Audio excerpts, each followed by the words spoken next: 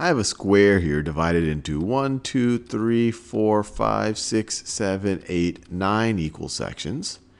And we've already seen that if we were to shade in one of these sections, if we were to select one of these sections, let's say the middle one right over here, this is 1 out of the 9 equal sections. So if someone said, what fraction of the whole does this purple square represent?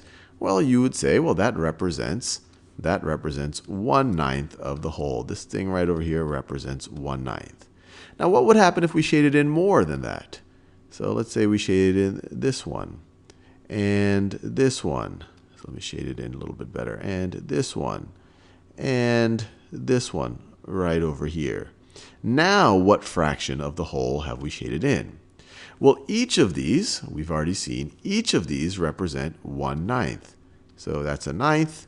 That's a ninth. When I say 1/9, I could also say a ninth. So this is 1/9 or a ninth. So each of these represents a ninth. But how many of these ninths do we have shaded in? Well, we have 1, 2, 3, 4 shaded in. So now we have a total of 4/9 shaded in. 4 of the 9 equal sections are shaded in. So 4/9 of the whole is shaded in. Now let's make things a little bit more interesting. Let's shade in. So here I have 5 equal sections. Let me write this down. I have 5 equal sections.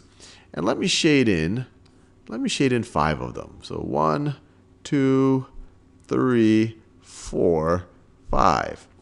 We already know that each of these sections, each of these shaded in sections represent a fifth. So 1/5, another way of saying that is a fifth, is 1/5. But now how much do I have shaded in? Well, I have 5 out of the 5 equal sections shaded in, or I have 5/5 shaded in.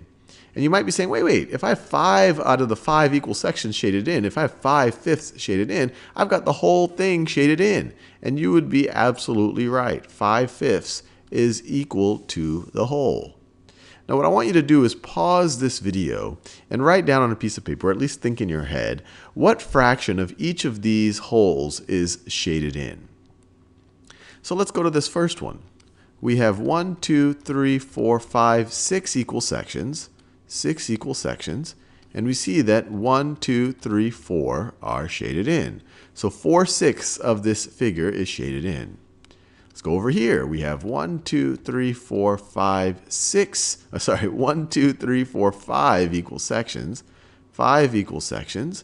And 1, 2, 3, 4 are shaded in. So here, 4/5 of this circle is shaded in. Now in this figure, I have 2 equal sections. 2 equal sections. And both of them are shaded in.